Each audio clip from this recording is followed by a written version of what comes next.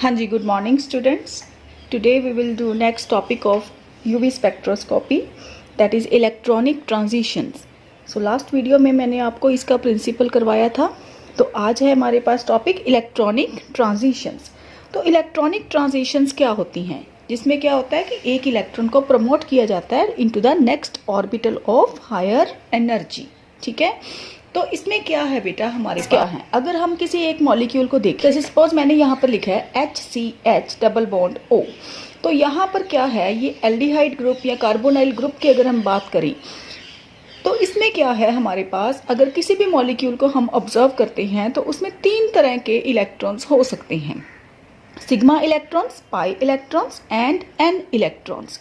तो sigma electrons मतलब जिसमें सिंगल बॉन्ड होता है या सिग्मा बॉन्ड होता है, उसमें कौन से इलेक्ट्रॉन्स होते हैं, सिग्मा इलेक्ट्रॉन्स.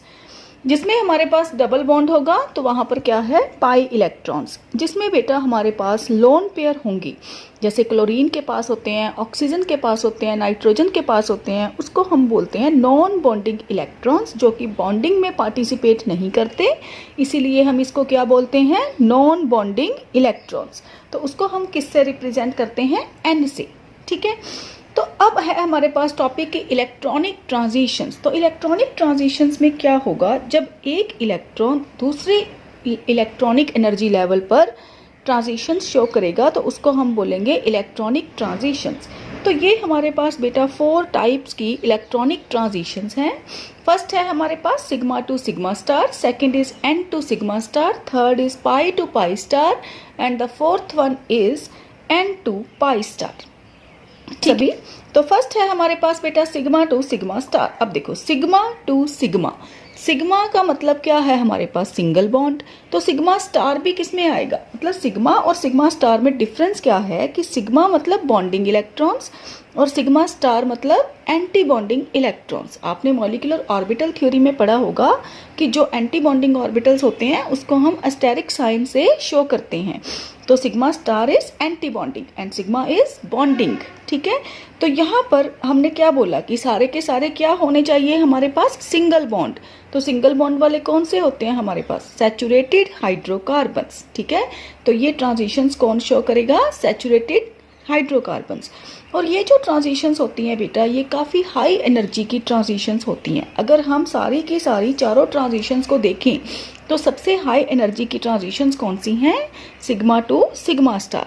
अब हाई एनर्जी का रिलेशनशिप मैंने आपको करवाया था ना लास्ट टाइम कि E is equal to H nu HC by lambda is wavelength.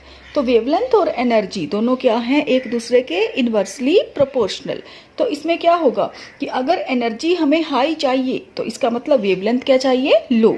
ठीक है, तो पहली बात ये सैचुरेटेड में होंगे, दूसरा ये हाई एनर्जी है, तीसरा इनकी वेवलेंथ बहुत कम होगी. तो वेवलेंथ कम, अब कितनी कम होगी, तो यूवी स्पेक्ट्रा का मैंने आपको लास्ट वीडियो में बेटा रेंज बताई थी कि 200 से 400 तक की जो रेंज होती है वो है यूवी की.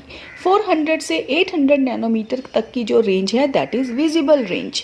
तो यहाँ पर क्या होगा बेटा कि ये जो हम बोल रहे हैं कि ये लो वेवलेंथ है, तो ये कितनी लो है, ये 200 से भी लेस देन है. सो इसलिए ये क्या होगी, ये वैक्यूम यूवी रीजन में फॉल करेंगी. So that's why the spectroscopic technique can not be used in such transitions. ठीक है, तो यहाँ पर मैंने एक एग्जाम्पल लिखी हुई है कि यहाँ पर देखो ये क्या है, C और C में सिंगल बॉन्ड. ठीक है, तो एक बॉन्ड कितने इलेक्ट्रॉन से मिलके बनता है, 2 इलेक्ट्रॉन से. क्लियर, तो ये हो गए सिग्मा इलेक्ट्रॉन्स और आपने शो करना है कि ये सिग्मा स्टार में चले गए. तो जस्ट इलेक्ट्रॉन की हम पोजीशन को चेंज कर देंगे तो वहाँ पर क्या है कि ये ऐसे शो हो जाएगा कि इलेक्ट्रॉन्स अब कहाँ पर हैं, सिग्मा स्टार में. ठीक है, सेकेंड टाइप की बेटा हमारे पास ट्रांजिशंस हैं n to sigma star transitions. अब देखो ध्यान से देखो इसको, एन टू सिग्मा स्टार. अब सिग्मा स्टार का मतलब क्या हो गया, सिंगल बॉन्ड. एन का मतलब क्या है कि हमारे पास नॉन बॉन्डिंग इलेक्ट्रॉन्स चाहिए. तो नॉन बॉन्डिंग इलेक्ट्रॉन्स किसके पास होते हैं, ONF या सल्फर के पास, है ना. कि जैसे हमारे पास ये वाले जो 3-4 ग्रुप्स हैं इनके पास हमारे पास लोन पेयर होते हैं. तो हमने एग्जाम्पल ले ली मिथाइल क्लोराइड की. तो क्लोरीन के पास क्या है, हमारे पास नॉन बॉन्डिंग इलेक्ट्रॉन्स. तो ये क्या है, N इलेक्ट्रॉन्स. तो N टू सिग्मा स्टार तो सिग्मा क्या है, ये वाला बॉन्ड, एन क्या है, ये इलेक्ट्रॉन्स। तो इसीलिए मैंने एक इलेक्ट्रॉन यहाँ पर शो किया है। तो ये क्या है, electron in sigma star orbital. ठीक है, अब इनकी जो एनर्जी है बेटा वो as compared to sigma star क्या होगी, थोड़ी सी कम। ठीक है, अगर एनर्जी थोड़ी कम होगी तो वेवलेंथ ऑटोमेटिकली क्या हो जाएगी, हाई। इसमें एक और फैक्टर आता है कि इलेक्ट्रोनेगेटिविटी। अब इलेक्ट्रोनेगेटिविटी क्या होती है, इलेक्ट्रॉन, अब कोई एटम अपनी तरफ बॉन्डेड इलेक्ट्रॉन्स को कितना अट्रैक्ट करता है उसको हम बोलते हैं इलेक्ट्रोनेगेटिविटी। में क्या आएगा कि अगर इलेक्ट्रोनेगेटिविटी डिक्रीज होती है तो उससे क्या होगा, एनर्जी भी डिक्रीज हो जाएगी। अब अगर एनर्जी डिक्रीज है तो देखो, एनर्जी का डिक्रीज होने का मतलब क्या है कि ट्रांजिशंस को एनर्जी कम चाहिए, है ना, कि लोअर लेवल से हायर लेवल तक अगर इलेक्ट्रॉन ने जाना है तो इलेक्ट्रॉन्स को एनर्जी क्या चाहिए, कम। तो एनर्जी कम चाहिए तो वेवलेंथ ऑटोमेटिकली क्या हो जाएगी, हाई। सो इसीलिए अगर देखो मिथाइल क्लोराइड, मिथाइल आयोडाइड, तो आयोडाइड की इलेक्ट्रोनेगेटिविटी क्या है, लो। सो दैट्स वाई ये कहाँ पर है, 258 नैनोमीटर पे, और इसकी एब्जॉर्प्शन मिथाइल क्लोराइड की कितनी है, 174 नैनोमीटर। ठीक है, similarly we can compare amines and alcohol. तो एमाइंस एंड अल्कोहल में से किसकी एब्जॉर्प्शन वेवलेंथ हाई होगी, एमाइंस की। ठीक है, अब एक और फैक्टर आता है हमारे पास, हाइड्रोजन बॉन्डिंग। तो हाइड्रोजन बॉन्डिंग किस में होती है बेटा, only and only O, N and F में। जैसे O ऑक्सीजन वाटर में होती है, ठीक है, या कोई कार्बोनाइल कंपाउंड्स में होती है, या हम एसिड्स में बोल सकते हैं। तो नाइट्रोजन एमाइंस में होती है। ठीक है, तो हाइड्रोजन बॉन्डिंग के कारण भी वेवलेंथ जो होगी कम होगी। ठीक है, नेक्स्ट है हमारे पास थर्ड टाइप की ट्रांजिशन बेटा, N2 pi star transition. N2 pi star पहले हमने की, N2 sigma star. Sigma star का मतलब है सिग्मा बॉन्ड होना चाहिए, पाई स्टार का मतलब है पाई बॉन्ड होना चाहिए, मतलब डबल बॉन्ड होना चाहिए। एक तो नॉन बॉन्डिंग इलेक्ट्रॉन्स होने चाहिए, मतलब कोई हेट्रो एटम होनी चाहिए, और दूसरा क्या है, नॉन बॉन्डिंग इलेक्ट्रॉन्स होने चाहिए। तो ये हमने कार्बोनाइल की एग्जाम्पल ली क्योंकि यहाँ पर डबल बॉन्ड भी है और ये नॉन बॉन्डिंग इलेक्ट्रॉन्स भी हैं। तो ये क्या शो करेगा, N2 पाई स्टार ट्रांजिशंस। ठीक है, तो ये कौन कौन से देंगे, जिसके पास डबल बॉन्ड है, जैसे C double bond O, C double bond S and N double bond O, और इनकी एनर्जी क्या है, बहुत कम। लेकिन एनर्जी कम होने से क्या होगा, वेवलेंथ तो हाई हो जाएगी, लेकिन इनकी इंटेंसिटी क्या होती है, लो। ठीक है, उसके बाद है बेटा हमारे पास पाई टू पाई स्टार ट्रांजिशन। तो पाई टू पाई स्टार जो कार्बोनाइल ग्रुप है ना बेटा, ये N2 पाई स्टार भी देगा और पाई टू पाई स्टार भी देगा। ये दोनों तरह की ट्रांजिशंस देगा। N2 पाई स्टार देगा क्योंकि इसके पास नॉन बॉन्डिंग इलेक्ट्रॉन्स है, पाई टू पाई स्टार देगा क्योंकि इसके पास डबल बॉन्ड है। ठीक है, तो ये क्या है, हाई एनर्जी रिक्वायर्ड, कि इन ट्रांजिशंस को क्या है, एनर्जी हाई चाहिए as compared to N2 pi star. ये दोनों ट्रांजिशंस बहुत इंपॉर्टेंट है। एक्चुअल में ये दोनों ट्रांजिशंस हमारे पास यूवी रीजन में फॉल करती हैं। बाकी जो ट्रांजिशंस हैं सिग्मा वाली, वो आउटसाइड यूवी रीजन फॉल करती हैं, इसलिए वो इतनी इंपॉर्टेंट नहीं है। ठीक है, तो इन दोनों को अच्छे से करना है आपने, pi to pi star and N2 pi star. तो इसमें क्या है, हाई एनर्जी रिक्वायर्ड है, then N2 pi star transition, और अगर एनर्जी हाई है तो वेवलेंथ क्या हो जाएगी, लो।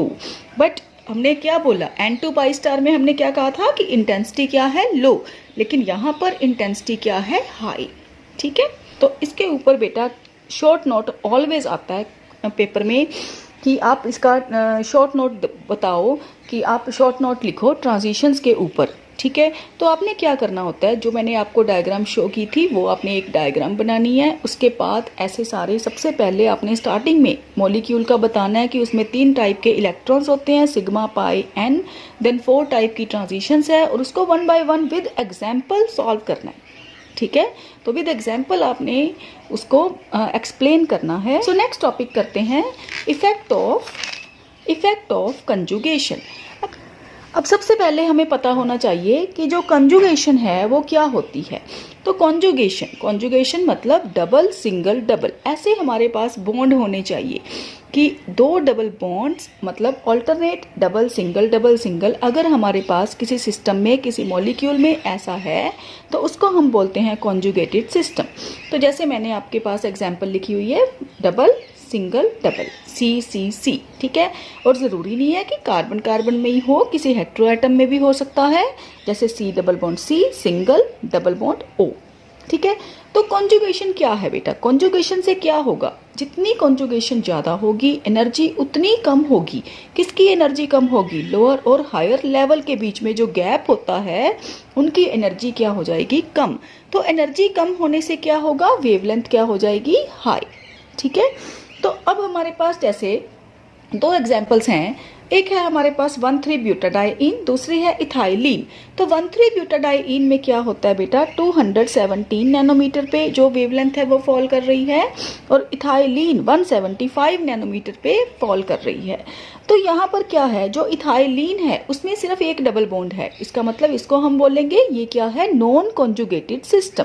बट 1,3-ब्यूटाडाइईन इसमें 2 double bonds are separated by a single bond. तो ये क्या है? कॉन्जुगेटेड सिस्टम, इसीलिए इसकी वेवलेंथ क्या है? High as compared to non conjugated system. ठीक है। अब होता क्या है कि जो अगर हम आप देखो 1,3-ब्यूटाडाइईन की स्ट्रक्चर देखो तो 2 double bonds are separated by a single bond, मतलब 2 इथाइलीन यूनिट्स हैं जो वहाँ पर वो हैं। तो 2 इथाइलीन यूनिट्स हैं हमारे पास 1,3-ब्यूटाडाइईन में। तो दोनों इथाइलीन यूनिट्स बेटा जब इंटरेक्ट करती हैं तो हमारे पास 2 बॉन्डिंग ऑर्बिटल्स और 2 एंटी बॉन्डिंग ऑर्बिटल्स बन जाती हैं। बॉन्डिंग को हमने रिप्रेजेंट किया विद π1 π2 एंड एंटी बॉन्डिंग को रिप्रेजेंट किया विद π3 स्टार एंड π4 स्टार, क्योंकि एंटी बॉन्डिंग के ऊपर हम स्टार साइन लगाते हैं। ठीक है। अब क्या है, जो एनर्जी डिफरेंस है, ठीक है, अब डायग्राम में देखो अच्छे से कि जो डिफरेंस है, energy difference between HOMO and LUMO is less. HOMO क्या है? हाईएस्ट ऑक्युपाइड मॉलिक्यूलर ऑर्बिटल, और ल्यूमो क्या है? Lowest unoccupied molecular orbital. तो इसमें एनर्जी कम है, इसलिए एब्जॉर्प्शन क्या है? हाई। तो अब क्या होगा, जैसे जैसे डबल बॉन्ड इंक्रीज होंगे, जैसे जैसे नंबर ऑफ डबल बॉन्ड्स, सिर्फ डबल बॉन्ड्स नहीं देखने, ये देखना है कि वो कॉन्जुगेटेड सिस्टम हो। ठीक है। तो जैसे जैसे कॉन्जुगेशन इंक्रीज होगी तो वैसे वैसे क्या होगा? एनर्जी और डिक्रीज हो जाएगी, तो वेवलेंथ और हाई हो जाएगी। ठीक है। जैसे अब हमारे पास एग्जांपल है 1,357 ऑक्टाटेट्राईन। तो 1,3-ब्यूटाडाइईन में हमने क्या किया कि 217 पे फॉल कर रही थी, लेकिन टेट्राईन में क्या है? अब 4 डबल बॉन्ड्स कॉन्जुगेशन में है, तो यहाँ पर वेवलेंथ और हाई हो गई। कितनी हो गई? 290 नैनोमीटर। अब और है, अगर हम एक और एग्जांपल लें, beta carotene, it's a yellow pigment. तो यहाँ पर क्या है बेटा? यहाँ पर 11 डबल बॉन्ड्स हैं कॉन्जुगेशन में।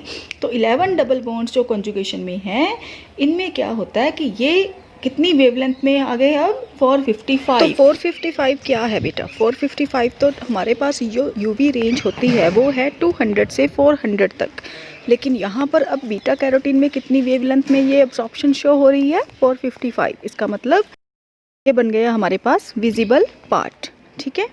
सो इतना करो बेटा, नेक्स्ट टॉपिक में नेक्स्ट वीडियो में करवाऊंगी। Okay, thank you so much.